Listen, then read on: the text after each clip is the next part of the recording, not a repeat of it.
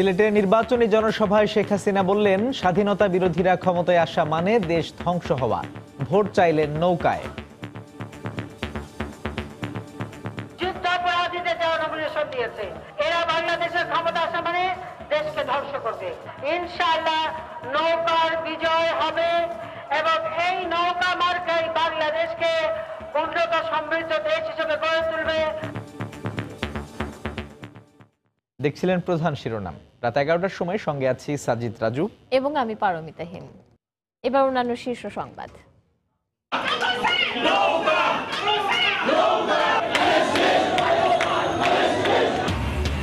ছড়িয়ে পড়েছে নির্বাচনী উত্তাপ, মিছিল, মিটিং আর গণসংযোগে জমজমাট সারা দেশ।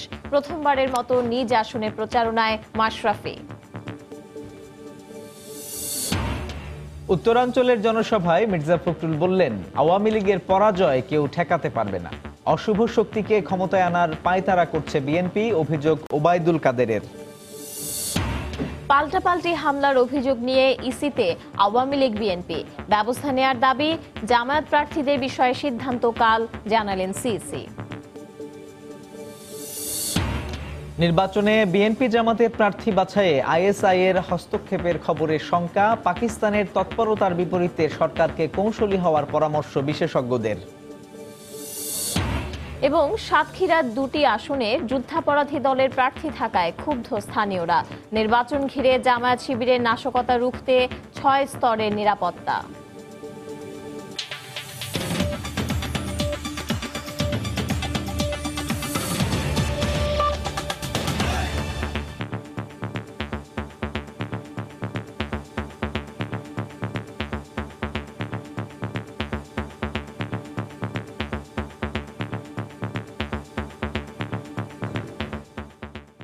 স্বাধীনতা বিরোধীরা ক্ষমতায় এলে দেশ ধ্বংসের দিকে যাবে উল্লেখ করে আওয়ামী লীগ সভাপতি শেখ হাসিনা বলেছেন, নৌকায় ভোট দেয়া মানে সমৃদ্ধির পথে এগিয়ে যাওয়া। বিকেলে সিলেট আলিয়া মাদ্রাসা মাঠে আওয়ামী লীগ আয়োজিত নির্বাচনী জনসভায় বক্তব্য রাখেন তিনি। শেখ হাসিনা বলেন, বিএনপি জামায়াত জোট দেশের সব অর্জন নষ্ট করে দেবে। আওয়ামী লীগ আবারও ক্ষমতায় এলে ঢাকা সিলেট মহাসড়ক 4 লেনে উন্নীত করার ঘোষণা দেন তিনি। সিলেট থেকে বিস্তারিত জানাচ্ছেন ফেরদৌস লিপি, ক্যামেরায় ছিলেন হারুনুর রশিদ। নির্বাচনী বছরে দ্বিতীয়বারের মতো পুণ্যভূমি সিলেটে আসলেন আওয়ামী লীগ প্রধান শেখ হাসিনা। নির্বাচনের আনুষ্ঠানিক এই প্রচারণায় নগরীর আলিয়া মাদ্রাসা মাঠে আয়োজিত জনসভায় সমবেত লাখো মানুষ সিলেটের মাটিতে স্বাগত জানায় আওয়ামী লীগ সভাপতিকে। বক্তব্যে শেখ হাসিনা বলেন, আওয়ামী লীগ সরকারে আসলে দেশের উন্নয়ন হয়, দেশের মানুষের ভাগ্য উন্নয়ন হয়, যে উন্নয়নের ছোঁয়া ছিল সিলেটেও। আওয়ামী লীগ সরকার থাকলে জনগণের কল্যাণ হয়, আওয়ামী লীগ সরকার থাকলে মানুষের ভাগ্যের পরিবর্তন হয়। সিলেট বিভাগে আমরা বিশেষ অর্থনৈতিক অঞ্চল করে দিয়েছি, প্রতিটি এলাকায় আমরা বিদ্যুৎ পৌঁছে দিয়েছি। বিএনপি জামায়াতের সমালোচনা করে আওয়ামী লীগ সভাপতি বলেন, এই গোষ্ঠী ক্ষমতায় আসলে দেশে লুটপাট, দুর্নীতি ও জঙ্গিবাদ প্রতিষ্ঠিত হয়। নৌকা মার্কে উন্নয়ন আর ধানের শীষ মার্কার মানে কি? ধানের শীষ মার্কা মানে হলো দুর্নীতি, সন্ত্রাস, জঙ্গিবাদ, অগ্নিসন্ত্রাস। ওই লন্ডনে বসে বসে নাচাই ঘোরায়। আল্লাহ যদি দিন দেয়, ওই সাজাপ্রাপ্ত আসামি ধরে নিয়েছে বাংলাদেশে তার বিচারের রায় কার্যকর করব। তিনি আরো বলেন, যারা যুদ্ধ অপরাধীদের মনোনয়ন দেয় তারা ক্ষমতায় এলে দেশকে ধ্বংস করে দেবে, কেননা এরা স্বাধীনতায় বিশ্বাস করে না। স্বাধীনতা বিরোধী যুদ্ধাপরাধীদের যারা নমিনেশন দিয়েছে, এরা বাংলাদেশের ক্ষমতা আসা মানে দেশকে ধ্বংস করবে, দেশের সকল অর্জন নস্যাৎ করে দেবে, কারণ এরা স্বাধীনতায় বিশ্বাস করে না। তাই নৌকা মার্কায় আমরা ভোট চাই। আপনারা বলেন নৌকায় ভোট দেবেন, নৌকা ভোট দেবেন। পরে আওয়ামী লীগ প্রধান সিলেটের নৌকা ও মহাজোট প্রার্থীদের জনসভায় পরিচয় করিয়ে দেন।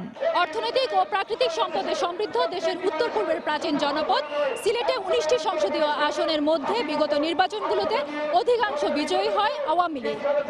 বিজয়ের এই ধারাবাহিকতায় রক্ষায় আগামী 30 ডিসেম্বর নির্বাচনে নেতাকর্মীদের ঐক্যবদ্ধ থাকার নির্দেশ দিয়েছেন দলীয় সভাপতি। সেই সঙ্গে দেশের উন্নয়ন ও অগ্রযাত্রায় নৌকার প্রতি আস্থা রাখার কথা বললেন সিলেটবাসীকে। এর আগে সকালে সিলেটে পৌঁছে আওয়ামী লীগ সভাপতি শেখ হাসিনা হযরত শাহজালাল, শাহপরান ও গাজী বুরহান উদ্দিন রহমতুল্লাহি আলাইহির মাজার জিয়ারত করেন। ফেরদৌস লিপি, সময় সংবাদ, সিলেট। দিনভর জমজমাট ছিল রাজধানী সহ সারা দেশের নির্বাচনী প্রচারণা। আওয়ামী লীগ ও মহাজোট প্রার্থীরা নিজ নিজ নির্বাচনী আসনের ভোটারদের কাছে ভোট প্রার্থনা করেন। বিগত সময়ের উন্নয়ন আর এবারের দলীয় ইশতেহারের বাইরেও স্থানীয় উন্নয়ন পরিকল্পনা তুলে ধরেন প্রার্থীরা। নির্বাচনী প্রচারে গিয়ে আওয়ামী লীগের সাধারণ সম্পাদক ওবায়দুল কাদের বলেন, বিএনপি ক্ষমতায় গেলে দেশ আবারও অন্ধকারে চলে যাবে। রাজধানীতে জমজমাট নির্বাচনী প্রচারণা। শনিবার সকাল থেকেই প্রচারণার মাঠে ব্যস্ত আওয়ামী লীগ ও মহাজোটের প্রার্থীরা। ভোটারদের কাছে গিয়ে দিচ্ছেন নানা প্রতিশ্রুতি।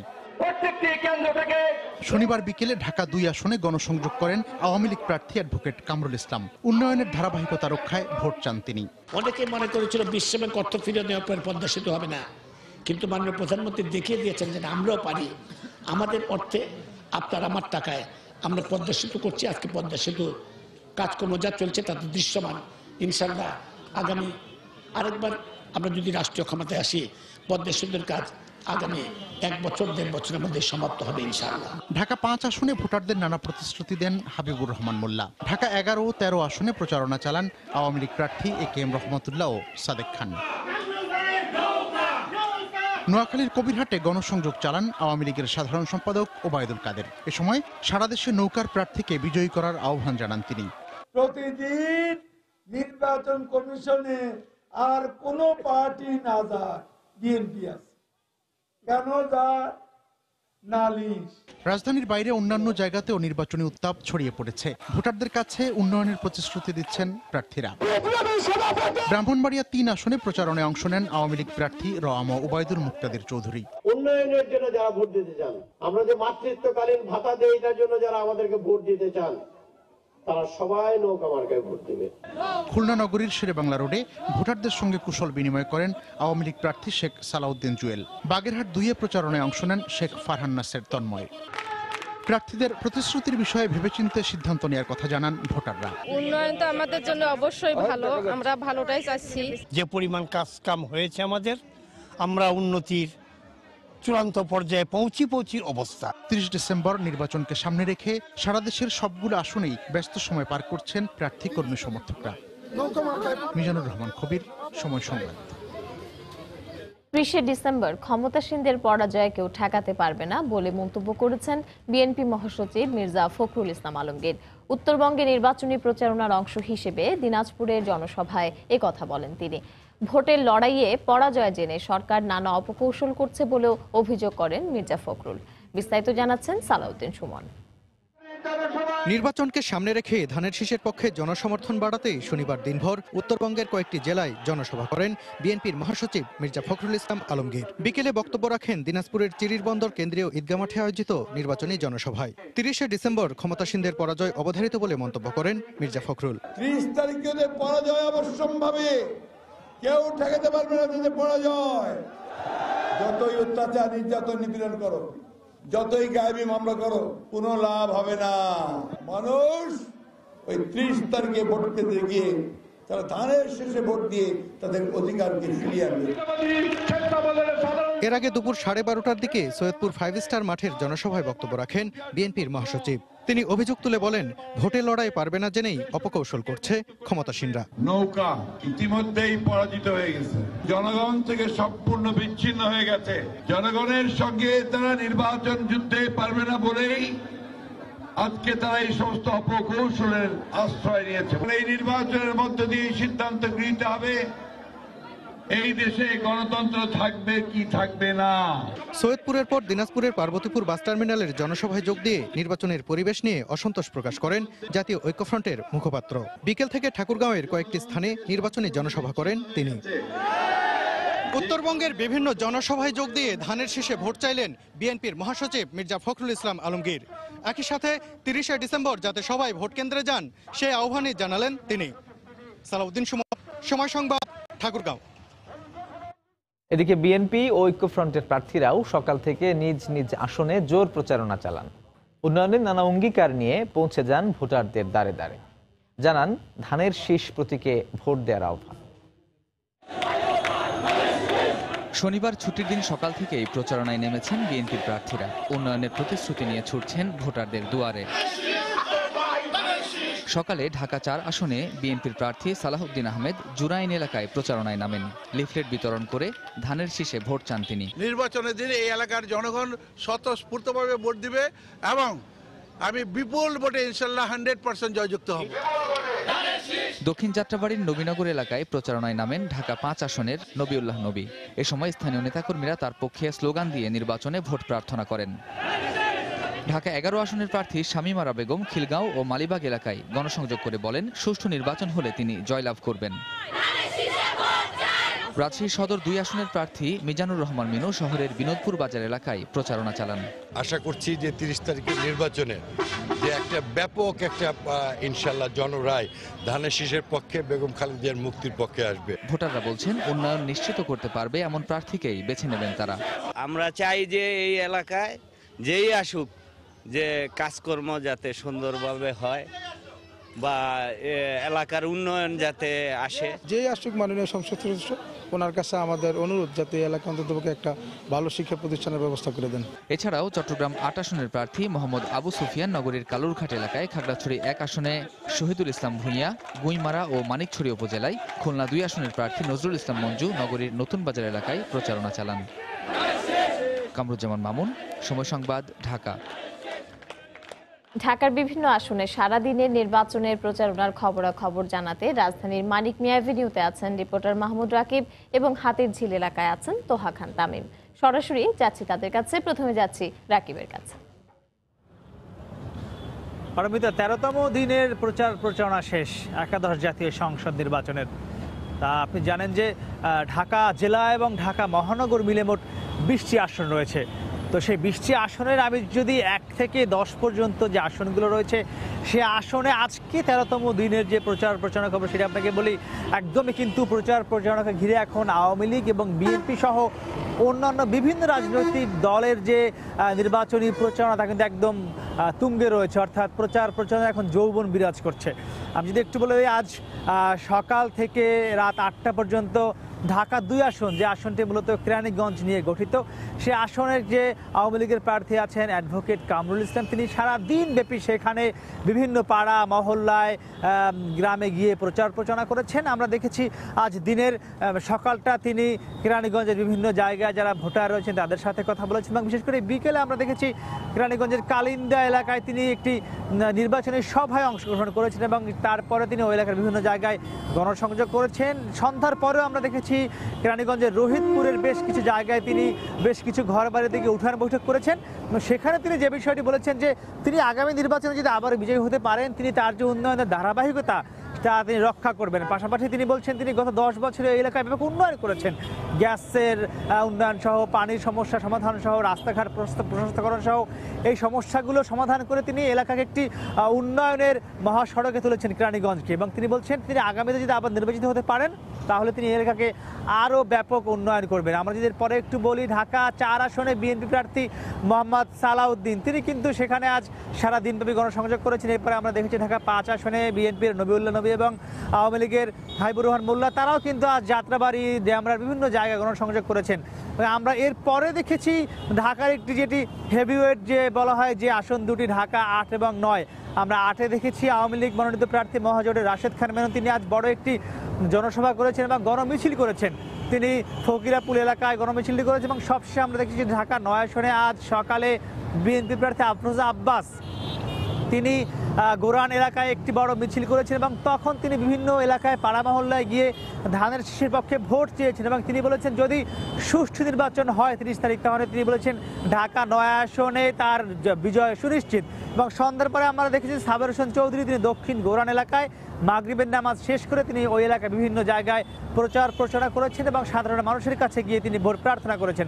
তো মোটামুটি ঢাকার 10টি আসনে আজ আমরা দেখেছি একটি উৎসবমুখর পরিবেশে আজ প্রচারণা করেছেন। তো বাকি 10টি আসনের প্রচারের খবর জানবো আমরা আমাদের সহকর্মী তোহা খান তামিমের কাছ থেকে। তামিম।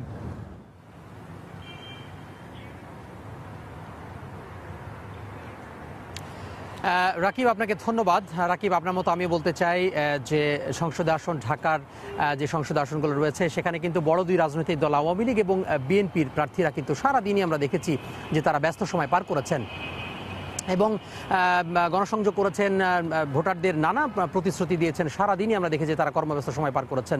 আমরা যদি বলে থাকি যে ঢাকা 11 আসনে কথা বলি, সেখানে বিএনপি প্রার্থী শামীমারা বেগমকে আমরা দেখেছি যে দুপুরের পর থেকে কিন্তু তিনি রাজধানীর রামপুরা, খিলগাঁও, তালতলা এবং মালিবাগ, চৌধুরীপাড়ার যে সমস্ত অলিগলি আছে সেই অলিগলিতে তিনি চষে বেরিয়েছেন। এবং সেই আসনে অর্থাৎ ঢাকা 11 আসনে আওয়ামী লীগের যিনি প্রার্থী AK রহমতুল্লাহ, তিনিও কিন্তু একটি ছোট জনসভার মাধ্যমে তার যে গণসংযোগ সেটি তিনি শুরু করেছেন। এবং তারপরে আমরা দেখেছি যে বিভিন্ন উঠান বৈঠক এবং অলিতে গলিতে তিনি ভোটারদের গিয়ে উন্নয়নের যে প্রতিশ্রুতি, সেই উন্নয়নের প্রতিশ্রুতি তিনি দিয়েছেন।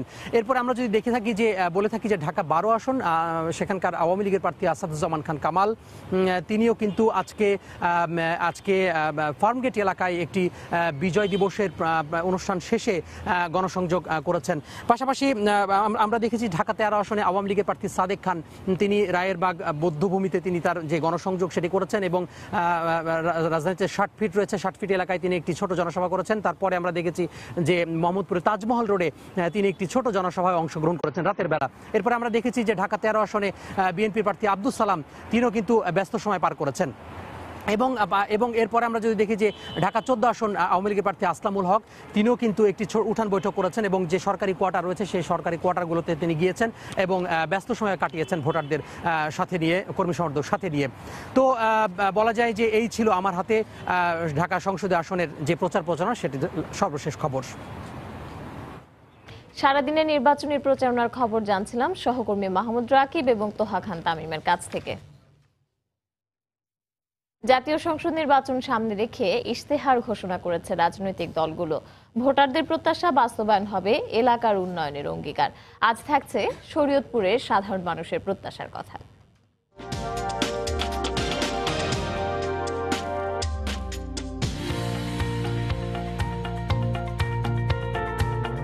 পদ্মাপাড়ের জেলা শরীয়তপুর। প্রমত্তা পদ্মার ভাঙাগড়ার খেলায় সংগ্রামী এই জেলার যাপিত জীবন। ভোটের লড়াইয়ে প্রধান ইস্যু হবে নদী ভাঙন রোধের কার্যকর পদক্ষেপ নেওয়ার পাশাপাশি ভাঙনে ক্ষতিগ্রস্তদের পুনর্বাসনের অঙ্গীকার। এছাড়াও জেলার সড়ক যোগাযোগ অবকাঠামো এবং প্রত্যন্ত ও চরাঞ্চলের শিক্ষা এবং স্বাস্থ্য খাতের উন্নয়ন প্রতিশ্রুতিও গুরুত্ব পাবে জনপ্রতিনিধি নির্বাচনে। রাত 11টার সময় আরো থাকছে। ব্রাহ্মণবাড়িয়ায় আওয়ামী লীগ প্রার্থীর গণসংযোগে ককটেল হামলা, আহত 6। ঢাকা 2 আসনে নির্বাচনী কার্যালয়ে আগুন।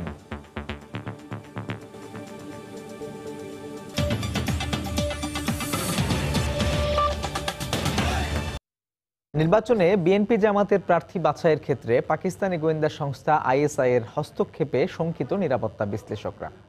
ইতিহাসবিদরা বলছেন, মুক্তিযুদ্ধে পরাজয়ের প্রতিশোধ নিতে এখনও তৎপর পাকিস্তান। ISI এর তৎপরতার বিপরীতে সরকারকে কৌশলী হওয়ারও পরামর্শ বিশেষজ্ঞদের। ফারুক ভূঁইয়া রবিনের রিপোর্ট। একাদশ জাতীয় সংসদ নির্বাচন ঘিরে দেশের রাজনীতিতে ISI এর তৎপরতার বিষয়টি নানা মহলে উদ্বেগের জন্ম দিয়েছে। দেশি বিদেশি গণমাধ্যমের অনুসন্ধানে উঠে এসেছে, বিএনপি জামায়াতের প্রার্থী করতে নভেম্বরে 300 আসনে পছন্দের একটি তালিকা তারেক রহমানের কাছে পাঠায় ISI। এক্ষেত্রে যুগসূত্র হিসেবে কাজ করেন দুবাই বিএনপি নেতা জাকির হোসেন ও ISI এজেন্ট মেহমুদ। পরে গত 7 ডিসেম্বর 10 জনের আরেকটি সংক্ষিপ্ত তালিকা তারেকের কাছে পাঠানো হয়, যার মধ্যে 2 জনের নাম বিএনপির চূড়ান্ত প্রার্থী তালিকায় রয়েছে। তারা হলেন নেত্রকোনা 1 আসনের ব্যারিস্টার কায়সার কামাল ও ঝালকাঠি 2 আসনের জেবা খান। নির্বাচন কেন্দ্রিক এসব তৎপরতাকে ISI বিএনপি দীর্ঘদিনের ঘনিষ্ঠতার ধারাবাহিকতা হিসেবে দেখছেন বিশ্লেষকরা। নিজেদের স্বার্থে পাকিস্তানি গোয়েন্দা সংস্থাটি বাংলাদেশের রাষ্ট্র কাঠামোতে জায়গা করে নেওয়ার চেষ্টা করছে বলে মনে করেন বিশ্লেষকরা। ISI বিএনপির মাধ্যমে বাংলাদেশের নির্বাচনে হস্তক্ষেপ করছে এবং বিএনপিটা মেনে নিয়েছে, যেটা এক ধরনের দেশদ্রোহিতামূলক কাজ। এইভাবে এই গোয়েন্দা সংস্থা 1971 সালে প্রতিশোধ দিতে চাচ্ছে বিএনপি জামাতের মাধ্যমে। এক্ষেত্রে তারা যেটা করছে এটা অনধিকার চর্চা। তাদের পক্ষের যেসব শক্তিগুলো আছে সেই সব শক্তিকে রাষ্ট্র ক্ষমতায় বসালে পারে তাদের যে পররাষ্ট্রনীতির প্রসার সেটি তারা ঘটাতে পারে। নির্বাচনে নিজেদের প্রত্যাশার প্রতিফলন না ঘটলে সহিংসতাকে উস্কে দেওয়া হতে পারে বলেও শঙ্কা নিরাপত্তা বিশ্লেষকদের। যদি নির্বাচন তাদের পছন্দমতো প্রার্থীদের জয় না হয়, তাহলে তারা এই নির্বাচনকে হয়তো ভণ্ডুল করে দেবার জন্য সহিংসতাকে ব্যবহার করতে পারে। কূটনৈতিকভাবে প্রচারের মাধ্যমে যেভাবেই হোক তারেককে ফিরিয়ে আনার বন্দোবস্ত করতে হবে। শুধু তাই নয়, যে দুবাই আবুধাবি থেকে যে করছে তাকেও বলতে হবে তাকে বহিষ্কার করার জন্য, যাতে তারা একেবারের জন্য এখানে আইএসআইয়ের চক্রান্তটি নিশ্চিহ্ন হয়ে যায়। নির্বাচনে ইভিএম ব্যবহার নিয়েও আইএসআইয়ের বিশেষ আগ্রহ থাকার কথা জানা যায় সংবাদ মাধ্যমের অনুসন্ধানে। ফারুক ভূঁইয়া, রবিন, সময় সংবাদ, ঢাকা। জাতীয় সংসদ নির্বাচনের জন্য প্রধানমন্ত্রী শেখ হাসিনা এবং ক্ষমতাসীন আওয়ামী লীগ আত্মবিশ্বাসী ও চিন্তামুক্ত বলে একটি আর্টিকেল প্রকাশ করেছে ভারতের একটি দৈনিক পত্রিকা। শনিবার প্রকাশিত টাইমস অফ ইন্ডিয়ার এক আর্টিকেলে এ পর্যালোচনা উঠে আসে। প্রধানমন্ত্রী শেখ হাসিনার উদ্ধৃতি দিয়ে বলা হয়, আওয়ামী লীগ সরকার কিছু ভালো কাজ করেছে এবং বড় কিছু উন্নয়ন প্রকল্প শেষ করেছে। বাংলাদেশে তার প্রত্যাবর্তন দেশের উন্নতিতে সাহায্য করেছে বলেও উল্লেখ করেন শেখ হাসিনা। আর্টিকেলের শেষে নির্বাচনের আগে পাকিস্তানি গোয়েন্দা সংস্থা আইএসআই এর তৎপরতা উদ্ধৃতি দিয়ে সহিংসতার আশঙ্কাও প্রকাশ করা হয়। ঐক্যফ্রন্টের শীর্ষ নেতা ডক্টর কামাল হোসেন নির্বাচন বানচালের ষড়যন্ত্র করছেন বলে মন্তব্য করেছেন খাদ্যমন্ত্রী অ্যাডভোকেট কামরুল ইসলাম। দুপুরে বঙ্গবন্ধু অ্যাভিনিউয়ে 24 ডিসেম্বর কামরাঙ্গীরচরে শেখ হাসিনার জনসভা উপলক্ষে বর্ধিত সভায় একথা বলেন তিনি। নির্বাচনে আইএসআই এর এজেন্ট জামাত বিএনপিকে রুখে দিতে সবাইকে সজাগ থাকার আহ্বান জানিয়ে তিনি বলেন, বহিরাগত সন্ত্রাসীদের প্রতিরোধে ভোটের 3 দিন আগে থেকে নির্বাচনী এলাকা পাহারা দেবে আওয়ামী লীগ নেতাকর্মীরা। ডক্টর কামাল হোসেন বর্ষিয়ান রাজনীতিবিদ, সংবিধান প্রণেতা, কিন্তু তার বক্তব্য, তার ইদানিংকার বক্তব্য, প্রতিটি বক্তব্যে তিনি সংবিধান লঙ্ঘন করছেন, প্রতিটি বক্তব্যে তিনি উস্কানি দিচ্ছেন, সংবিধানের বিরুদ্ধে কথা বলছেন। তিনি নির্বাচন পরবর্তী সময় একটা বিভীষিকাময় অবস্থার সৃষ্টি হবে বলে হুমকি দিচ্ছেন। কোনো সন্ত্রাস যাতে না হয়, কোনো হানাহানির সৃষ্টি যাতে তারা না করতে পারে, আমরাও 3 দিন আগে থেকে পাহারায় বসাবো। বিজয়ের মাসে মুক্তিযুদ্ধের পক্ষের মানুষের জয় হবে, মুক্তিযোদ্ধাদের জয় হবে। কোনো অবস্থাতেই মুক্তিযুদ্ধের বিরোধী শক্তির জয় হতে পারে না। বিজয় আমাদের অবশ্যম্ভাবী। এরা আইএসআইয়ের এজেন্ট, পাকিস্তানের এজেন্ট, এরা 71-এর ঘাতকদের দোসর, এবং 71-এর ঘাতকটা তাদের সরাসরি তাদের সাথে আছে। এরা কিন্তু ছোবল মারতে উদ্যত হবে যে কোনো সময়, সাপের 20 ধাত ভেঙে দিতে হবে। রাত 11টার সময় আরো থাকছে। চট্টগ্রামে 1900 ভোট কেন্দ্রের মধ্যে 1400ই গুরুত্বপূর্ণ হিসেবে চিহ্নিত। সহিংসতা প্রতিরোধে পুলিশের 5 স্তরের নিরাপত্তা ব্যবস্থা। নির্বাচন কেন্দ্র করে সাতক্ষীরায় আইন শৃঙ্খলা পরিস্থিতির অবনতি ঘটানোর চেষ্টা করতে পারে জামায়াত শিবির কর্মীরা। এমন আশঙ্কা থেকে ভোটের সময় 6 স্তরের নিরাপত্তা ব্যবস্থা থাকবে বলে জানিয়েছেন পুলিশ সুপার। এদিকে জেলার 4টি আসনের মধ্যে 2টিতেই জাতীয় ঐক্যফ্রন্ট থেকে যুদ্ধাপরাধীর দল হিসেবে স্বীকৃত জামায়াতকে মনোনয়ন দেয়ায় ক্ষুব্ধ স্থানীয় ভোটাররা। সাতক্ষীরা থেকে খান মোহাম্মদ রুমেলের রিপোর্ট। 2014 সালের নির্বাচনকে ঘিরে সাতক্ষীরায় ঘটে যাওয়া সহিংসতার আগুন থেকে বাদ যায়নি কোনো কিছুই। বিভিন্ন জায়গায় এখনো বিদ্যমান সেই নৃশংসতার চিহ্ন। এখানে নৃশংসতার মাত্রা ছিল সবচেয়ে বেশি। কেটে ফেলা হয়েছিল রাস্তাঘাট, নির্বিচারে ধ্বংস করা হয়েছিল সড়ক মহাসড়কের পাশের গাছপালা। ধ্বংসের তাণ্ডব লীলায় বিচ্ছিন্ন জনপদে পরিণত হয়েছিল সাতক্ষীরা। আরেকটি নির্বাচন সামনে আসায় এলাকার মানুষ বলছেন আবারও নারকীয় দিনে ফিরতে চান না তারা। 17 জনকে নিষ্ঠুরভাবে হত্যা করে এই জামাত শিবির। আমরা সাতক্ষীরাবাসী সেই 2013 সালে আর ফিরে যেতে চাই না। এরকম সহিংসতা চাই না। আমরা চাই সবসময় নিরপেক্ষ ভালো সরকার, যে সরকার দেশের উন্নয়ন এবং সাধারণ গরিব মানুষের সাহায্যে এগিয়ে আসবে। এবার জেলার 2টি আসনে বিএনপি জোট থেকে জামাতকে মনোনয়ন দেয় হতাশার কথা জানান তরুণ ভোটাররা। প্রথম ভোটার হিসেবে আমি মুক্তিযুদ্ধ বিরোধী কাউকে আমার সাতক্ষীরা 2 আসনের ক্ষমতায় আসতে দিতে চাই না। আমরা সেরকম একটা প্রার্থীকে চাই যে প্রার্থী পাশ করি, যে এই এলাকায় শান্তিতে আমরা যাতে বসবাস করতে পারি। এই অবস্থায় জেলার পুলিশ সুপার বলছেন 2013-14 সালের সহিংসতার ঘটনায় দায়ের হওয়া 83টি মামলার সবকটিতেই অভিযোগপত্র দেওয়া হয়েছে। গ্রেফতার হয়েছে বেশিরভাগ আসামি। এবার নাশকতার চেষ্টা হলে কোনো ছাড় দেওয়া হবে না। আমাদের পুলিশের পক্ষ থেকে 3 স্তরের নিরাপত্তা ব্যবস্থা আছে। এছাড়া অন্যান্য আইন শৃঙ্খলা রক্ষাকারী বাহিনীর সহায়তায় এখানে 6 স্তরের নিরাপত্তা ব্যবস্থা নেওয়া হয়েছে। যারা এই সাতক্ষীরাকে আবার উত্তপ্ত করার জন্য আবার আসতে চায়, আমরা হন্য হয়ে তাদেরকে খুঁজছি যে এই সাতক্ষীরাকে আর উত্তপ্ত করতে দেওয়া হবে না। ভয়ভীতিহীনভাবে ভোট দেওয়ার পরিবেশ ধরে রাখতে নির্বাচন কমিশনের নির্দেশনা অনুযায়ী কাজ করতে পুলিশ প্রস্তুত বলেও জানান জেলা পুলিশের শীর্ষ কর্মকর্তা। যদিও আইন শৃঙ্খলা বাহিনী আশ্বাস দিচ্ছে এবং নির্বাচনকে কেন্দ্র করে এখন পর্যন্ত কোনো সহিংসতার ঘটনাও ঘটেনি, তারপরেও যেহেতু জেলার 2টি আসন থেকে প্রার্থী হয়েছেন জামাত নেতারা, সে কারণে নিরাপত্তা নিয়ে কিছুটা আশঙ্কার কথা বলছেন ভোটাররা। এক্ষেত্রে তাদের পরামর্শ যেন নির্বাচন পর্যন্ত এমন শান্তিপূর্ণ পরিবেশ বজায় থাকে, সে বিষয়টি মাথায় রেখে কাজ করে আইনশৃঙ্খলা রক্ষা বাহিনী। খান মোহাম্মদ রুমেল, সময় সংবাদ, সাতক্ষীরা। জাতীয় সংসদ নির্বাচনে জামাত থেকে অংশ নেয়া সবার প্রার্থিতা বাতিলের দাবি জানিয়ে নির্বাচন কমিশনে স্মারকলিপি দিয়েছে গৌরব ৭১ ও প্রজন্ম ৭১ নামে দুটি সংগঠন। সকালে জাতীয় সংসদ ভবনের সামনে থেকে একই দাবিতে নির্বাচন কমিশন অভিমুখে পদযাত্রা করে সংগঠন দুটি। সংসদ ভবনের সামনে থেকে শুরু করে খামারবাড়ি পর্যন্ত গেলে আইনশৃঙ্খলা রক্ষা বাহিনীর অনুরোধে পদযাত্রা স্থগিত করা হয়। দুপুরে রাজধানীর আগারগাঁওয়ে নির্বাচন কমিশন সচিবালয়ে গিয়ে সংগঠনের একটি প্রতিনিধি দল স্মারকলিপি পৌঁছে দেয়। এ সময় স্বাধীনতা বিরোধীদের রাজনীতি থেকে নির্বাসিত করার দাবি জানান মুক্তিযোদ্ধা ও শহীদ পরিবারের সন্তানরা।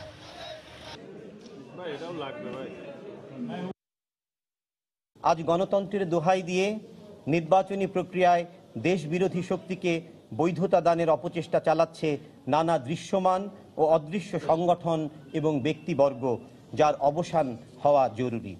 জাতির জনক বঙ্গবন্ধুকে হত্যা করার পর অবৈধভাবে ক্ষমতা দখলকারীদের বদৌলতে নিষিদ্ধ ঘোষিত এই দল এদেশে আবারও রাজনীতি করার সুযোগ পেয়েছে এবং আজ পর্যন্ত একই রাজনৈতিক আদর্শ ও দর্শন বাস্তবায়নে সক্রিয় রয়েছে, যা মুক্তিযুদ্ধের চেতনার সমাজ গড়ার জন্য হুমকি স্বরূপ। আপনারা ভোট দিবেন না। এই বিএনপি বারবার আমাদের বাবাদের রক্তে পদাঘাত করছে, আমাদের সবচেয়ে পবিত্র জায়গাকে নিয়ে তারা বেইমানি করছে। বিএনপিকে ভোট দিবেন না।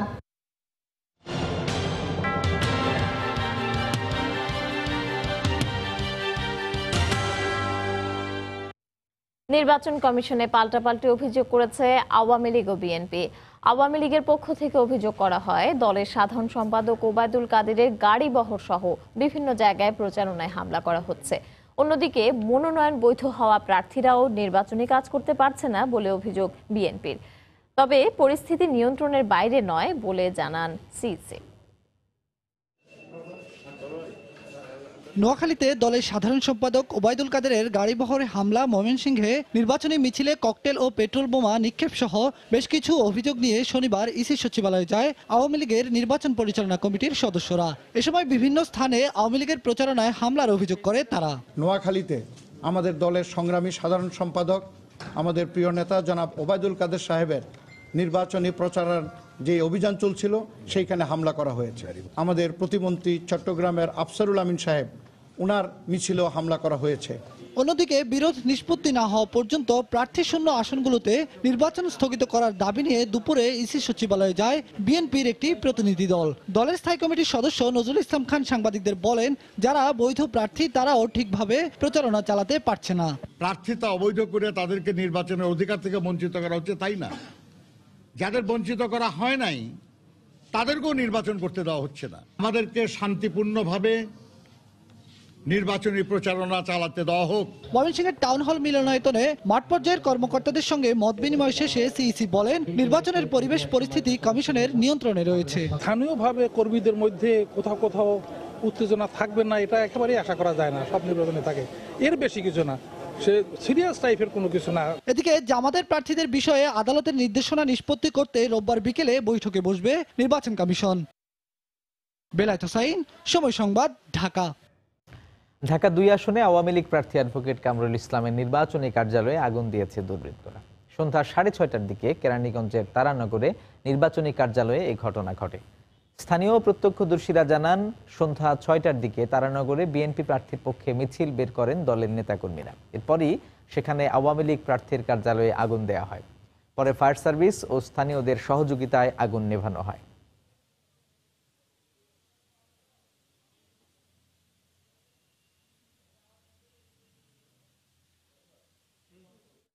এদিকে ব্রাহ্মণবাড়িয়া 3 আসনে আওয়ামী লীগ প্রার্থী ম উবায়দুল মুক্তাদির চৌধুরীর পক্ষে ছাত্রলীগের গণসংযোগে ককটেল বিস্ফোরণ ঘটিয়েছে দুর্বৃত্তরা। এতে 6 ছাত্রলীগ নেতাকর্মী আহত হয়েছেন। জেলা ছাত্রলীগের সাবেক সভাপতি মাসুম বিল্লাহ জানান, সন্ধ্যায় শহরের মেড্ডা এলাকায় বিএনপির একটি সভা চলছিল, সেখান দিয়ে আওয়ামী লীগ প্রার্থী ম উবায়দুল মুক্তাদির চৌধুরীর পক্ষে গণসংযোগ করছিলেন ছাত্রলীগের নেতাকর্মীরা। এ সময় পরিকল্পিতভাবে বিএনপির নেতাকর্মীরা ইট পাটকেল নিক্ষেপ ও ককটেল বিস্ফোরণ ঘটায়। এতে ছাত্রলীগের 6 নেতাকর্মী আহত হন। পরে তাদের উদ্ধার করে জেলা সদর হাসপাতালে ভর্তি করা হয়। এ ঘটনার প্রতিবাদে তাৎক্ষণিকভাবে বিক্ষোভ মিছিল করে ছাত্রলীগ। ময়মনসিংহ অঞ্চলের নির্বাচনের সারাদিনের প্রচারণার খবর জানাতে যুক্ত হচ্ছেন ব্যুরো রিপোর্টার হারুনুর রশিদ। নির্বাচন অনুষ্ঠানের লক্ষ্যে আজকে ময়মনসিংহ বিভাগের মাঠ পর্যায়ের কর্মকর্তা এবং আইনশৃঙ্খলা বাহিনীর সদস্যদের নিয়ে মত বিনিময় করেছেন প্রধান নির্বাচন কমিশনার কেএম নুরুল হুদা এবং এই মত বিনিময় সভা করেছেন। এছাড়াও ময়মনসিংহ বিভাগের যে 24টি আসন রয়েছে সবগুলো আসনেই আজকে জমজমাট প্রচারণা হয়েছে। আমি প্রথমেই যদি একটু জানাই যে নির্বাচন প্রস্তুতির খবর। আজ দুপুরে ময়মনসিংহের টাউন হল অডিটোরিয়ামে ময়মনসিংহ বিভাগের মাঠ পর্যায়ের কর্মকর্তা এবং আইনশৃঙ্খলা বাহিনীর সদস্যদের সাথে মত বিনিময় করেছেন প্রধান নির্বাচন কমিশনার কেএম নুরুল হুদা এবং মত বিনিময় সভায় তিনি বলেছেন যে দেশে সুষ্ঠু নির্বাচনের পরিবেশ বজায় রয়েছে। সবাই তিনি আইনশৃঙ্খলা বাহিনী এবং মাঠ পর্যায়ের কর্মকর্তাদের নিরপেক্ষভাবে দায়িত্ব পালন করার নির্দেশ প্রদান করেছেন।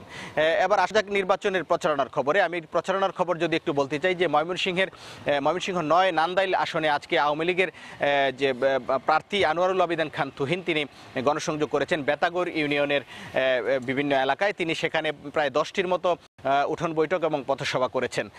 এদিকে শেরপুর 2 আসনে আওয়ামী লীগের প্রার্থী বেগম মতিয়া চৌধুরী তিনি গণসংযোগ করেছেন নকলা উপজেলার বিভিন্ন এলাকায় এবং শেরপুর 1 আসনের আওয়ামী লীগের প্রার্থী আতিউর রহমান আতিক তিনি গণসংযোগ করেছেন তার শেরপুর সদর উপজেলার চর পক্ষীমারি এলাকাতে। এবং আমি যদি একটু জামালপুর 4 আসনের কথা বলি সেখানে আওয়ামী লীগের প্রার্থী ফরিদুল হক খান দুলাল তিনি গণসংযোগ করেছেন জনতা বাজার এলাকায় এবং বিএনপির প্রার্থী সুলতান মাহমুদ বাবু তিনি জারুতলা বাজার এলাকায় জনসভা করেছেন। এবং নেত্রকোনার খবর যদি একটু জানাতে চাই, নেত্রকোনা 1 আসনের আওয়ামী লীগের প্রার্থী মানু মজুমদার তিনি কলমাকান্দা উপজেলায় জনসভা এবং পথসভা করেছেন এবং নেত্রকোনা 3 আসনে রফিকুল ইসলাম হিলালি তিনি নিজ বাসায় গণসংযোগ করেছেন এবং গণসংযোগ করে তিনি প্রচারণায় বাধা দেওয়া হচ্ছে বলে অভিযোগ করেছেন। তো এই ছিল আমার কাছে ময়মনসিংহ বিভাগের বিভিন্ন আসনের প্রচারণার সর্বশেষ। ময়মনসিংহ থেকে নির্বাচনের প্রচারণার খবর নিয়ে আমাদের সঙ্গে যোগ দিয়েছিলেন সহকর্মী হারুনুর রশিদ। আসন্ন জাতীয় সংসদ নির্বাচনে নড়াইল 2 আসনের আনুষ্ঠানিক প্রচারণায় নেমেছেন আওয়ামী লীগ প্রার্থী মাশরাফি বিন মুর্তজা। নির্বাচনী প্রচারণা শুরু হওয়ার পর এই প্রথম নড়াইলে গেলেন তিনি। তাকে বরণ করে নিতে স্থানীয় আওয়ামী লীগ নেতাকর্মী ও সমর্থকদের ঢল নামে। নড়াইল থেকে খান মোহাম্মদ রুমিলের রিপোর্ট। নড়াইল 2 আসন থেকে আওয়ামী লীগ মনোনীত প্রার্থী মাশরাফি বিন মুর্তজা আসবেন তার নির্বাচনী এলাকায়। এই কারণে সকাল থেকেই কালনা ফেরিঘাটে অসংখ্য মানুষের ভিড়। রয়েছেন মাশরাফি নির্বাচনী এলাকার ভোটাররা, রয়েছেন কিংবদন্তি এই ক্রিকেটারের ভক্ত সমর্থকরাও। বেলা বাড়ে তাদের অপেক্ষা। অবশেষে বেলা 2টার কিছু পরে অবসান ঘটে তাদের সেই অপেক্ষার।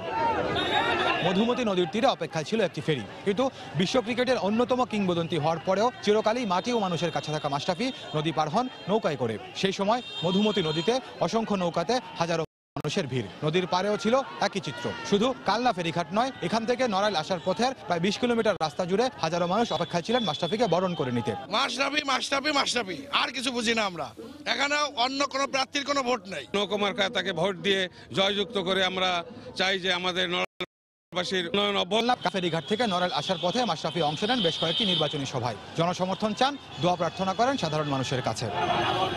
বেলা 2টার কিছু পরে নড়াইলে প্রবেশ করলেও কালনা ফেরিঘাট থেকে নড়াইল সদরে আসতে সন্ধ্যা পেরিয়ে যায় মাশরাফি বিন মুর্তজা। সন্ধ্যার পরে জেলা আওয়ামী লীগের কার্যালয়ের সামনে আরেকটি পথসভায় অংশ নেন মাশরাফি বিন মুর্তজা। সেখানে নিজের জন্য ভোট প্রার্থনা করেন তিনি। নতুন উদ্দেশ্য নিয়ে এবার আসা, অবশ্যই মাননীয় প্রধানমন্ত্রী আপনাদের সেবা করার একটা সুযোগ দিয়েছেন, অবশ্যই চেষ্টা করব ইনশাল্লাহ।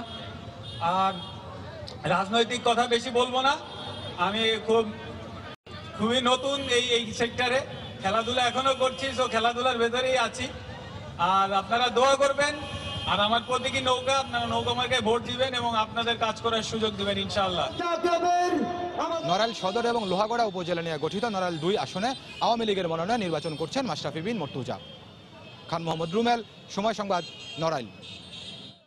মাশরাফি যেভাবে ক্রিকেট মাঠে ক্যারিসমেটিক নেতৃত্ব দিয়ে যাচ্ছে, তেমনি রাজনীতিতেও সফল হবে বলে প্রত্যাশা করেন তার বাবা গোলাম মুর্তজার স্বপন।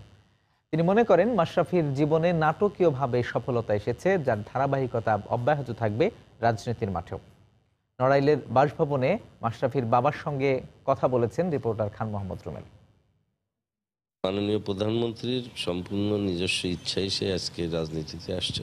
আমার বিশ্বাস যে খেলোয়াড় হিসেবে তার যে ক্যারিসম্যাটিক লিডারশিপ দেখছে মানুষ, আমরা যেটা দেখছি রাজনৈতিক জীবনও সেটা সে পারবে। আন্ডার 17 থেকে সরাসরি ন্যাশনাল টিম, যেখানে মাঝে কোনো কিছু নাই, প্রিমিয়ার নেই, ফার্স্ট ডিভিশন ক্রিকেট নাই। আরেকটি যেটা হচ্ছে যে রাজনীতিতে সে রাজনীতির রও জানে না, সে একেবারে প্রথমেই সে একেবারে এমপি ক্যান্ডিডেট। এটা তার জীবনে আরেকটি ঘটনা। তো সে যেহেতু ওটা সামলাইছে, এটাও আশা করি সে পারবে।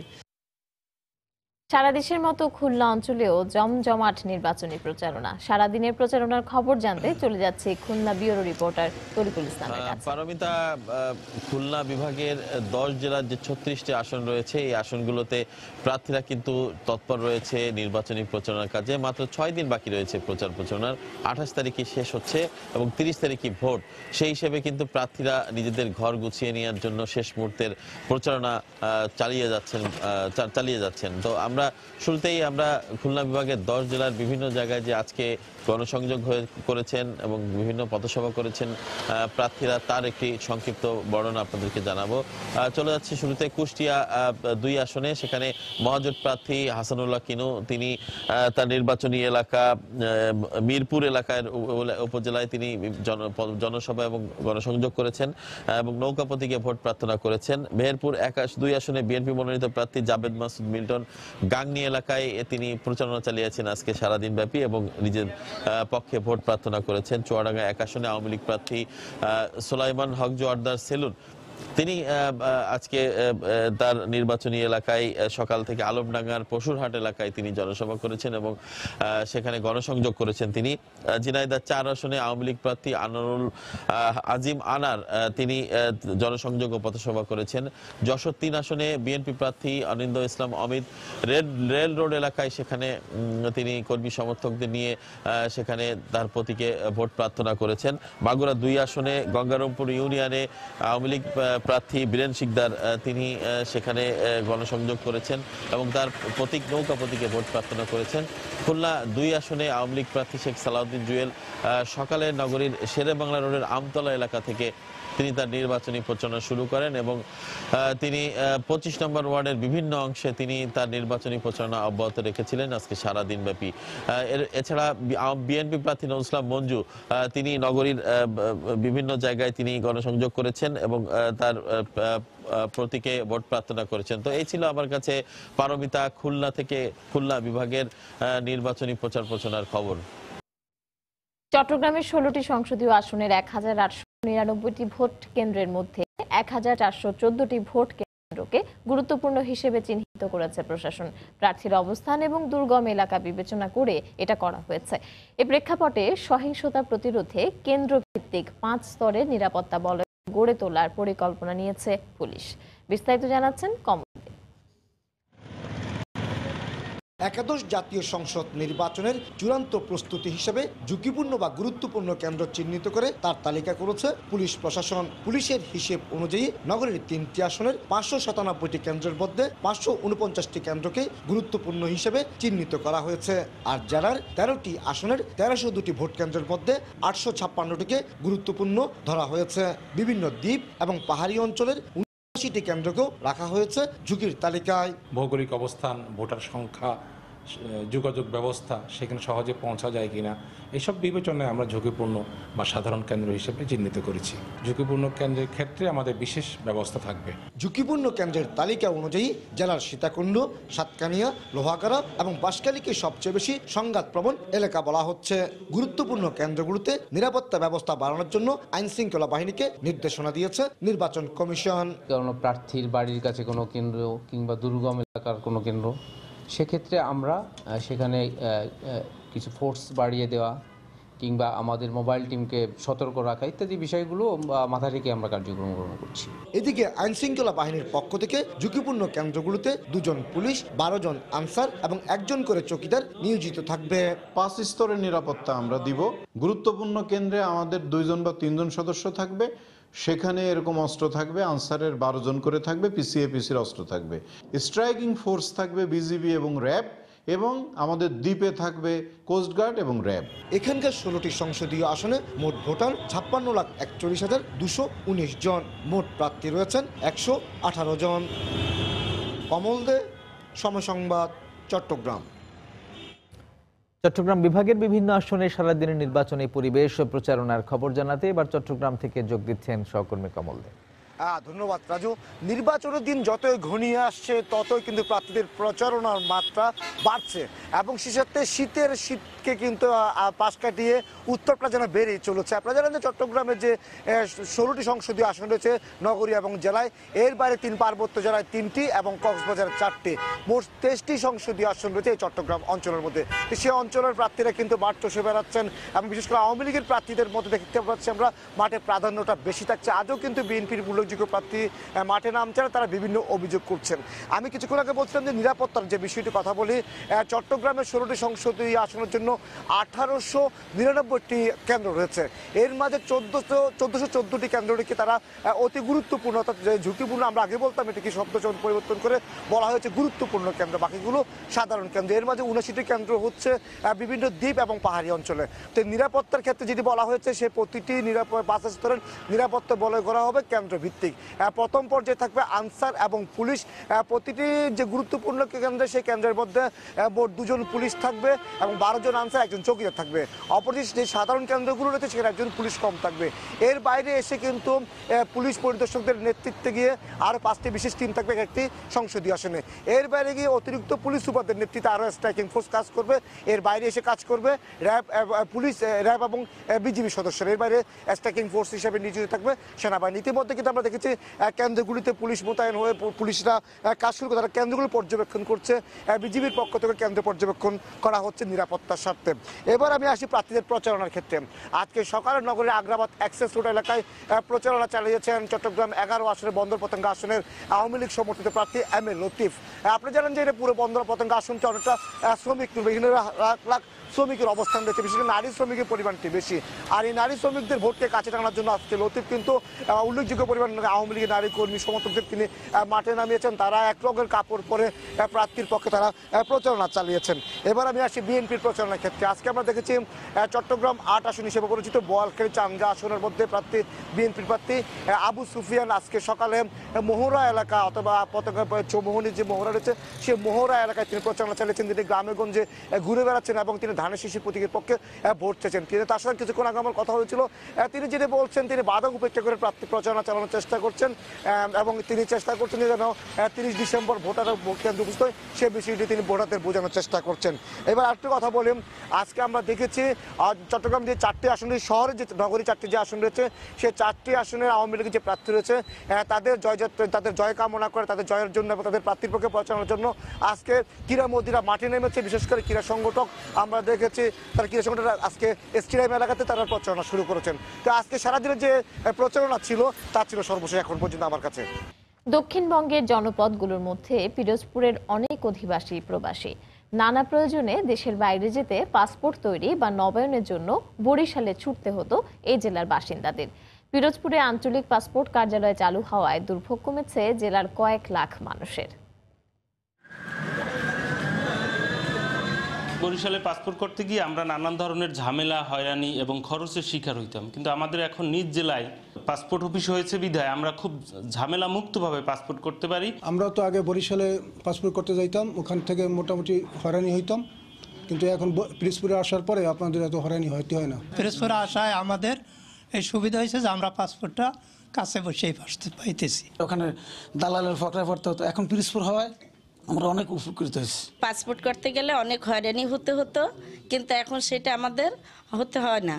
এখন আমরা খুব সহজভাবেই এখানে অফিসে এসে করতে পারি।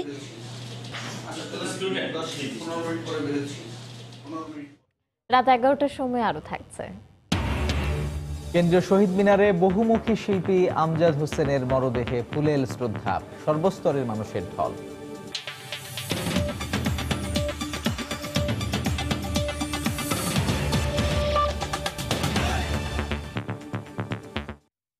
বাড়ির আঙিনা থেকে শুরু করে চায়ের দোকান, পাড়া মহল্লা, সর্বত্রই চলছে নির্বাচনী আলোচনা। সময় ঘনিয়ে আসায় ভোটারদের দ্বারে দ্বারে ছুটছেন আওয়ামী লীগ ও বিএনপি সহ রাজনৈতিক দলের প্রার্থীরা। এলাকার উন্নয়ন সহ নানা প্রতিশ্রুতি দিয়ে ভোট প্রার্থনা করছেন তারা। জেলা রিপোর্টার ও প্রতিনিধিদের পাঠানো তথ্য ও ছবি নিয়ে রিপোর্ট। উৎসব মুখর পরিবেশে মিছিল, সমাবেশ ও উঠান বৈঠকে নানা প্রতিশ্রুতি দিয়ে আসন ভিত্তিক প্রচারণা চালাচ্ছেন আওয়ামী লীগ ও বিএনপি সহ বিভিন্ন রাজনৈতিক দলের প্রার্থী ও সমর্থকরা। ভোলার ভেদুরিয়ায় পথসভায় স্বাধীনতা ও উন্নয়নের পক্ষে নৌকায় ভোট চান ভোলা 1 আসনের আওয়ামী লীগ প্রার্থী বাণিজ্য মন্ত্রী তোফায়েল আহমেদ। একদিকে শেখ হাসিনার নেতৃত্ব উন্নয়ন, আর একদিকে সন্ত্রাস। আমি আশা করি উন্নয়নকে আপনি বেছে নেবেন। সিরাজগঞ্জ 2 আসনে আওয়ামী লীগ প্রার্থী ডাক্তার হাবিবে মিল্লাত মুন্নার পক্ষে গণসংযোগ করেন তারকা অভিনেতা জাহিদ হাসান। শেরপুর 2 আসনে আওয়ামী লীগ প্রার্থী কৃষিমন্ত্রী মতিয়া চৌধুরী নকলা উপজেলার চিতলিয়া ও গণপতি এলাকায় নেতাকর্মীদের নিয়ে প্রচারণা চালান। তারাই তো ক্ষমতা আছে, আর এই চ্যাম্পিয়নের সার্টিফিকেট তো আমরা দেই নাই, বিদেশ থেকে দিচ্ছে। রংপুর 4 আসনে আওয়ামী লীগের টিপু মুন্সি তিস্তা নদীর চরাঞ্চলের টেপা মধুরপুর, বুড়িপুরহাট ও আলুটারি সহ বিভিন্ন এলাকায় গণসংযোগ করেন। রংপুর 6 আসনে আওয়ামী লীগ প্রার্থী ডক্টর শিরিন শারমিন চৌধুরী গণসংযোগ ও দলীয় নেতাকর্মীদের নিয়ে মত বিনিময় করেন। একই আসনে বিএনপির সাইফুল ইসলাম চত্রা কাচারি ও খালাসপুর এলাকায় গণসংযোগ করেন। বরিশাল 3 আসনে বিএনপির প্রার্থী অ্যাডভোকেট জয়নুল আবেদিন বাবুগঞ্জ উপজেলার রহমতপুর বাজার এলাকায় গণসংযোগ করেন। অন্যদিকে বরিশাল 5 আসনের পোর্ট রোড ব্রিজ এলাকায় গণসংযোগ করেন মুজিবুর রহমান সরোয়ার। বরগুনা 1 আসনে বিএনপির মতিয়ার রহমান তালুকদারের পক্ষে প্রচারণা চালান জেলা বিএনপির নেতাকর্মীরা। আশুলিয়ার নবীনগরে সেনা শপিং কমপ্লেক্সে নির্বাচনী প্রচারণা চালান ঢাকা 19 আসনের ঐক্যফ্রন্ট প্রার্থী ডাক্তার দেওয়ান মোহাম্মদ সালাউদ্দিন বাবু। এ সময় সুষ্ঠু ভোট নিয়ে সংশয় প্রকাশ করেন তিনি। সমস্যা আমার নেতাকর্মীরা যখন কোথায় গণসংযোগ করে তখন তাদের কাছে লিফটেড নিয়ে নেয়, তাদের ভয়ভীতি দেখায়, তাদের হুমকি দেখায় এবং সেই তারা অব্যাহত আছে। আমার ধারণা হয়তো সেনাবাহিনীর নামলে এই সমস্যাটা থাকবে না। সুনামগঞ্জ 5 আসনে বিভিন্ন এলাকায় নেতাকর্মীদের নিয়ে গণসংযোগ ও সমাবেশ করেন ঐক্যফ্রন্ট প্রার্থী মিজানুর রহমান চৌধুরী। উন্নয়নের নানা প্রতিশ্রুতি দিয়ে ঝিনাইদহ, টাঙ্গাইল ও খাগড়াছড়ি সহ দেশের বিভিন্ন স্থানে প্রচারণা চালান আওয়ামী লীগ ও বিএনপি সহ বিভিন্ন রাজনৈতিক দলের প্রার্থীরা। ইসমাত জাহান, সময় সংবাদ। দিনের নির্বাচনী প্রচারণার খবর জানাতে বরিশাল থেকে যোগ দিচ্ছেন রিপোর্টার ফিরদাউস সোহাগ। পারমিতা, আপনাকে ধন্যবাদ। বরিশাল অঞ্চলের 21টি যে আসন রয়েছে, শনিবারও কিন্তু এই 21 আসনে বিএনপির যারা প্রার্থী রয়েছেন তারা গণসংযোগে খুব একটা বের হননি। তাদের যারা বের হয়েছেন তাদের সংখ্যা ছিল কম। তবে আওয়ামী লীগের যারা প্রার্থী রয়েছেন তারা কিন্তু গণসংযোগ প্রচারণা অংশগ্রহণ করেছেন। আর একটা জিনিস জানিয়ে রাখে যে শনিবার দিন কিন্তু বরিশাল বিভাগের কোথাও বড় ধরনের কোনো সহিংসতার খবর পাওয়া যায়নি, একটি ভালো খবর রয়েছে। আর বরিশাল দিয়ে যদি শুরু করি, বরিশাল 5 বা সদর আসনে আওয়ামী লীগের যিনি প্রার্থী রয়েছেন তিনি গণসংযোগ করেছেন এবং উন্নয়নের জন্য তিনি নৌকোমার্কার ভোট দেওয়ার আহ্বান জানিয়েছেন। আর একইভাবে বিএনপি প্রার্থী গণসংযোগ করেছেন দুপুর 12টার দিকে। তিনিও কিন্তু খালেদা জিয়ার মুক্তির জন্য বিএনপিকে ভোট দেওয়ার জন্য আহ্বান জানিয়েছেন। আরেকটা কথা জানিয়ে রাখি, সেটি হচ্ছে যে বরিশাল 3 আসনে আজকে আমি সারাদিনই ছিলাম প্রায়। সেখানে আমরা যেটা দেখেছি যে সকাল 9:30টার দিকে গণসংযোগ করেছেন মহাজোটের প্রার্থী ওয়ার্কার্স পার্টি থেকে যিনি মনোনীত, তার নাম হচ্ছে অ্যাডভোকেট টিপু সুলতান। তিনি গণসংযোগ করেছেন মাধবপাশা এলাকায়। আর জয়নুল আবেদিন আওয়ামী লীগ বিএনপি থেকে যিনি মনোনীত, তিনি গণসংযোগ করেছেন রহমতপুর এলাকায়। তিনি খালেদা জিয়ার মুক্তির দাবি এবং তার মুক্তি যাতে ত্বরান্বিত হয় সেই লক্ষ্যে তিনি ধানের শীষে ভোট দেওয়ার আহ্বান জানিয়েছেন। আর আরেকটা কথা জানিয়ে রাখি যে শনিবার দিন কিন্তু বরিশালের সুজন একটি আয়োজন করেছিল প্রার্থীদের সাথে ভোটারদের মুখোমুখি অনুষ্ঠানের। সেই অনুষ্ঠানে কিন্তু বরিশাল 3 আসনের সকল প্রার্থী ছিলেন।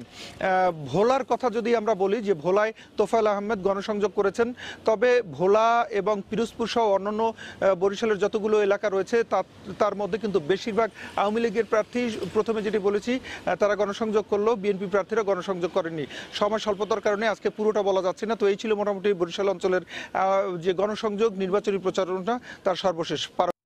শান্তিপূর্ণ রাজনৈতিক ও নির্বাচনী কার্যক্রমের সপক্ষে ঐক্যমত সৃষ্টির লক্ষ্যে বরিশাল, ভোলা ও নওগাঁ সহ বিভিন্ন স্থানে ভোটার ও প্রার্থীদের নিয়ে জনগণের মুখোমুখি অনুষ্ঠান করেছে সুশাসনের জন্য নাগরিক সুজন। শনিবার সকালে বরিশালের বাবুগঞ্জে রহমতপুর মাধ্যমিক বিদ্যালয় মাঠে এ অনুষ্ঠানের আয়োজন করা হয়।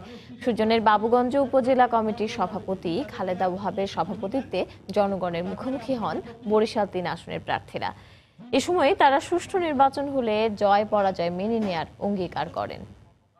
ভোলা শহরের বাংলা স্কুল মাঠে সুজন আয়োজিত অনুষ্ঠানে অংশ নেন তোফায়েল আহমেদ সহ 4 সংসদ সদস্য প্রার্থী।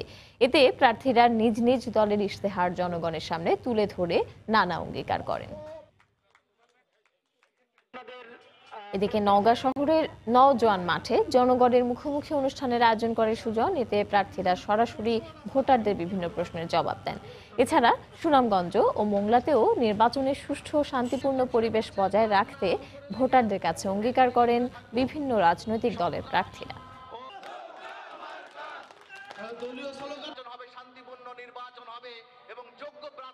রাজশাহী বিভাগের বিভিন্ন আসনের সারাদিনের নির্বাচনী প্রচারণার খবর জানাতে রাজশাহী থেকে যোগ দিচ্ছেন রিপোর্টার রাকিবুল হাসান। রাজু, আপনাকে ধন্যবাদ। প্রচারণার জোয়ারে ভাসছে রাজশাহী বিভাগের নির্বাচনী এলাকাগুলো এবং দিনরাত এক করে প্রার্থীরা কিন্তু নিজস্ব প্রচারণা চালাচ্ছেন এবং নানা কৌশল অবলম্বন করে কিন্তু প্রার্থীদের নিজের দিকে ভোট পাওয়ার জন্য তারা উৎসাহিত করছেন। শনিবার সকালে রাজশাহী মহানগরের মহাজোট প্রার্থী ফজলে হোসেন বাদশাহ তিনি কুমারপাড়া এলাকায় নির্বাচনী প্রচারণা চালিয়েছেন। পরে তিনি তার নির্বাচনী ইস্তেহার ঘোষণা করেন। 44 দফা ইস্তেহারে প্রাধান্য পেয়েছে শিক্ষা প্রতিষ্ঠান, শিল্প স্থাপনা এবং কর্মসংস্থান।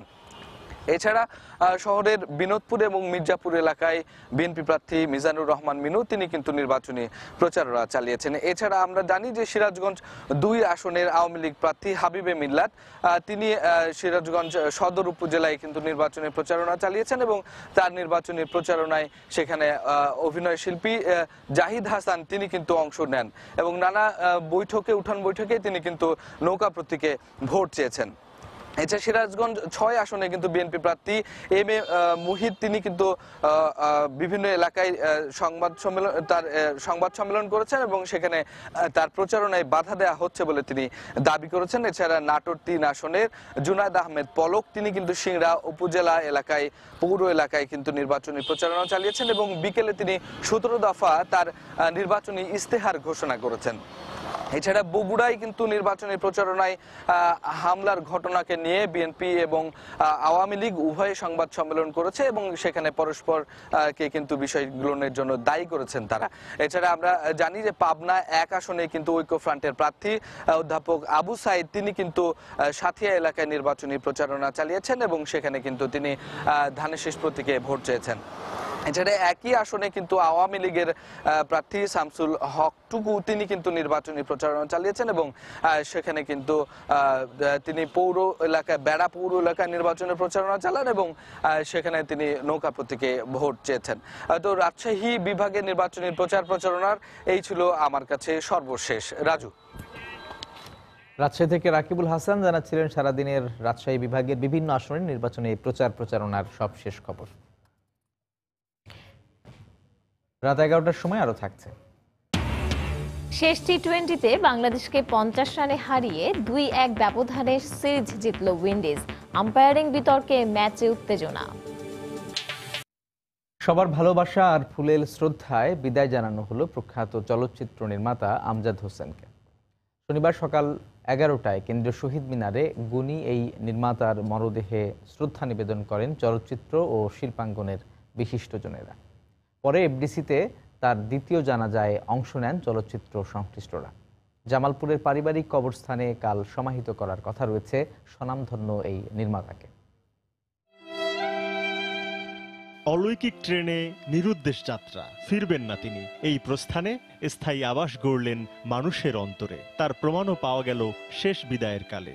শ্রদ্ধা নিবেদনের জন্য মরদেহ শহীদ মিনারে নিয়ে আসা হয় সকাল 11টায়। সেখানেই ভিড় করেন চলচ্চিত্র ও শিল্পাঙ্গনের বিশিষ্টজনেরা। স্মরণে শ্রদ্ধায় বললেন, বহুমাত্রিক নির্মাতা উজ্জ্বল হয়ে থাকবেন চলচ্চিত্রের ইতিহাসে। যতদিন বাংলাদেশ থাকবে, বাঙালি জাতি থাকবে, বাঙালি সংস্কৃতি থাকবে, ততদিন আমরা আমাদের মধ্যে বেঁচে থাকবেন। উপন্যাস, ছোট গল্প, যেটা আমাদের তরুণ প্রজন্ম একেবারেই জানে না, সেগুলো আমার মনে হয় পুনরায় প্রকাশিত হওয়া দরকার। ছিলেন শিল্প সাধক, শিল্পের বহু মাধ্যমে রেখেছেন সাফল্যের স্মারক। তবে চলচ্চিত্রই ছিল সবচেয়ে আরাধ্য, আর তাই চলচ্চিত্রের আতুরঘর এফডিসিতে তার জানা যায় হাজারো মানুষের ঢল। যেমন ছবি চলেছে, সিনেমা হল থেকে নামানো মুশকিল হয়ে যেত, তেমনি পুরস্কৃত হয়েছে, তেমনি সেই ছবিগুলো অ্যাওয়ার্ড পেয়েছে। যতটুকু পেয়েছি সেটাকে কাজে লাগিয়ে আমাদের বাকি পথটুকু চলতে চেষ্টা করব। জীবন মরণের মাঝে নৈঃশব্দের সেতুবন্ধ রচনা করলেন আমজাদ হোসেন। জামালপুরের পারিবারিক কবরস্থানে সমাহিত হলেও তিনি থাকবেন প্রেরণার অন্য নাম হয়ে। তরিকুল ইসলাম সৌরভ, সময় সংবাদ, ঢাকা। বিশেষ ট্রাইব্যুনাল গঠন করে সাগর রুনি সহ দেশের সব সাংবাদিক হত্যাকাণ্ডের বিচারের দাবি জানিয়েছেন সিনিয়র সাংবাদিকরা। তারা বলেন, দেশে মুক্ত সাংবাদিকতা চর্চা এবং সাংবাদিক হত্যার বিচারের ক্ষেত্রে সরকারের রাজনৈতিক অঙ্গীকার থাকতে হবে। শনিবার সকালে রাজধানীর একটি হোটেলে ইনস্টিটিউট অফ কমিউনিকেশন স্টাডিজ আয়োজিত এক আলোচনা সভায় একথা বলেন দেশের সিনিয়র সাংবাদিক, শিক্ষক ও বিশিষ্টজনেরা। সাগর রুনি আমার সহকর্মী ছিলেন। সাগরের মা যখনই দেখা হয় যে তুমি থাকতে বিচারটা হলো না, এটা হয়তো ওনার চাওয়া অনেক বেশি, কিন্তু আনফর্চুনেটলি কোনো বিচার হয়নি। বাংলাদেশে দুঃখজনকভাবে এটি হচ্ছে। সাংবাদিকরা তথ্য প্রকাশ করতে গিয়ে মারা যায় বা নিহত হয় বা খুনের শিকার হয়, সেটি এক করে ফেলা ঠিক হবে না। কাজে সেই জায়গাটাতে আমি মনে করি যে রাজনৈতিক দলগুলিকে কমিটমেন্টের মধ্যে নিয়ে আসা, নতুন সরকার যারাই আসুক। সাংবাদিকদের প্রচুর শত্রু, এটাও সত্যি কথা। কাজে এরকম একটি কমিউনিটির জন্য যদি একটা আলাদা স্পেশাল ট্রাইব্যুনাল যদি করা হয়, সেটা যে দাবিটা উঠেছে আজকে, আমি তার পক্ষে জোর সমর্থন জানাচ্ছি। পলিটিক্যাল কমিটমেন্টটা যদি না আসে, তাহলে কিন্তু এই যে দুই মন্ত্রীর মধ্যে কথা হবে, চিঠি চালাচালি হবে, এইসবই হবে, আসল কাজটা হবে না। এ পর্যায়ে শীর্ষ সংবাদ জানিয়ে দিচ্ছি আরেকবার। স্বাধীনতা বিরোধীরা ক্ষমতায় আসা মানে দেশ ধ্বংস হওয়া। সিলেটে নির্বাচনী জনসভায় শেখ হাসিনা। উন্নয়ন অব্যাহত রাখতে ভোট চাইলেন নৌকায়।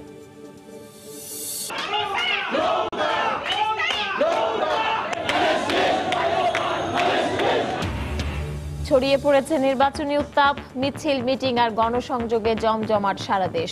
প্রথমবারের মতো নিজ আসনে প্রচারণায় মাশরাফি। উত্তরাঞ্চলের জনসভায় মির্জা ফখরুল বললেন, আওয়ামী লীগের পরাজয় কেউ ঠেকাতে পারবে না। অশুভ শক্তিকে ক্ষমতায় আনার পায়তারা করছে বিএনপি, অভিযোগ আওয়ামী লীগের। পাল্টাপাল্টি হামলার অভিযোগ নিয়ে ইসিতে আওয়ামী লীগ, বিএনপি ব্যবস্থা নেওয়ার দাবি। জামায়াত প্রার্থীদের বিষয়ে সিদ্ধান্ত রোববার, জানালেন সিইসি। এবং নির্বাচনে বিএনপি জামাতের প্রার্থী বাছাইয়ে আইএসআই এর হস্তক্ষেপের খবরে শঙ্কা। পাকিস্তানের তৎপরতার বিপরীতে সরকারকে কৌশলী হওয়ার পরামর্শ বিশেষজ্ঞদের।